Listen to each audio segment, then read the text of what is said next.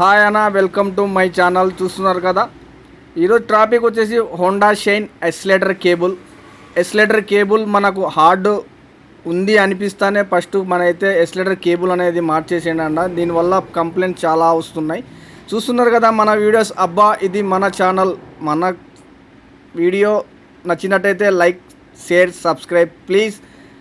Let's do అన్న. బండి చూస్తున్నారు కదా, హోండా షైన్ BS4 అన్న. కస్టమర్ అయితే మనకు ఎస్లేటర్ అనేది బండి రిటర్న్ అవ్వట్లేదు. బండి ఎక్కి మొత్తం ఫుల్ రేజింగ్లో ఉంటుంది భాష అని మన దగ్గరికి వచ్చారు. మనం చూపించిన తర్వాత మనకు ఎస్లేటర్ కేబుల్ అనేది పోయింది సార్. ఎస్లేటర్ కేబుల్ కంపల్సరీ మార్చుకోవాలా. మనకు మెయిన్ ఎక్కడ పోతుందంటే మనకు హ్యాండిల్ తిప్పుతాం కదా, అక్కడైతే తిరుగుతుంది. ప్రజెంట్ మన దగ్గర లేదు సార్. మరి ఎలా 1 అవర్ నాకు టైం ఇస్తే నేను టౌన్లో నుండి తెప్పించైతే వేస్తానంటే, లేదు భాష నాకు అర్జెంట్ పని ఉంది. సరే, ఆలోగా నువ్వు ఇప్పేసే, నేను టౌన్లోకి ఎట్లా పని ఉంది, నేను తెచ్చుకుంటాను వచ్చేటప్పుడు అన్నారు. మనమైతే ఓకే అన్న అని మనమైతే ఎస్లేటర్ అనేది ఓపెన్ చేయడం జరిగిందన్న. మనకు కేబుల్ అనేది మీరు కంపల్సరీ మనకు అది ఎస్లేటర్ అనేది కొద్దిగా టైట్ ఉంది అనిపిస్తే కంపల్సరీ రీప్లేస్ చేపియండి అన్న. లేకపోతే ఎందుకంటే చాలా కంప్లైంట్స్ వస్తాయి మనకు. ఎందుకంటే బండి స్టార్టింగ్లో ఉన్నప్పుడు ట్రాఫిక్లో ఉంటాం, ఎక్కడైనా సిగ్నల్ దగ్గర ఉంటాం, చాలా జాగ్రత్తగా ఉండాలా. మనం రేజింగ్ అవ్వకపోయినా బాధ లేదు, కానీ రేజ్ అయిన తర్వాత మళ్ళీ రిటర్న్ పోకపోతే చాలా ఇబ్బంది పడతారు. నిన్నైతే ఈసారి అలాగే సేమ్ సిచ్యువేషన్ అయితే ఎదుర్కొన్నారు. సాయంత్రం అయితే టౌన్లోకి వెళ్ళారంట. మనకు ఫుల్ ట్రాఫిక్లో ఎస్లేటర్ ఇచ్చారు, ఇంకా మళ్ళీ రిటర్న్ అవ్వట్లేదు. బండి ఓవర్ నడుస్తుంది, వెనకాల లేడీస్ ఉన్నారు. చాలా అయితే ఇబ్బంది పడ్డారు కస్టమర్ అయితే.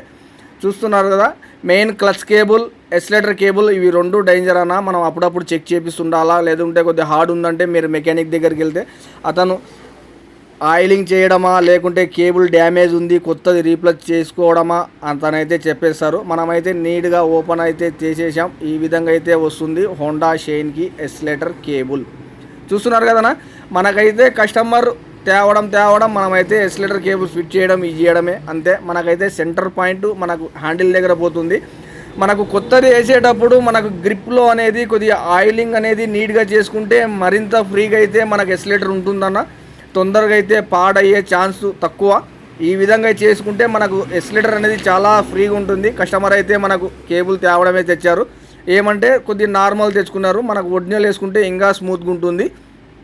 చూస్తున్నారు కదా, ఈ విధంగా ఫిట్ అయిపోయిన తర్వాత పైన బోల్టాలు అనేటివి లాక్ చేసేయండి. లాక్ చేసేస్తే మనకు మళ్ళీ లూజ్ అనేది అవ్వదు. ప్లే ఒకే విధంగా పెట్టేసిన తర్వాత అయితే మనం టైట్ చేయాలా.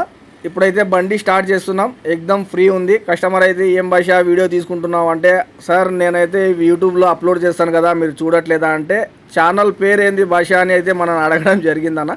అబ్బా, ఇది మన ఛానల్ సార్, సబ్స్క్రైబ్ చేయండి, మనోళ్ళు ఎవరన్నా ఉంటే చెప్పండి అన్నాను. మన వీడియోస్ మీకు నచ్చినట్టయితే లైక్ చేయండి, షేర్ చేయండి, సబ్స్క్రైబ్ చేయండి ప్లీజ్.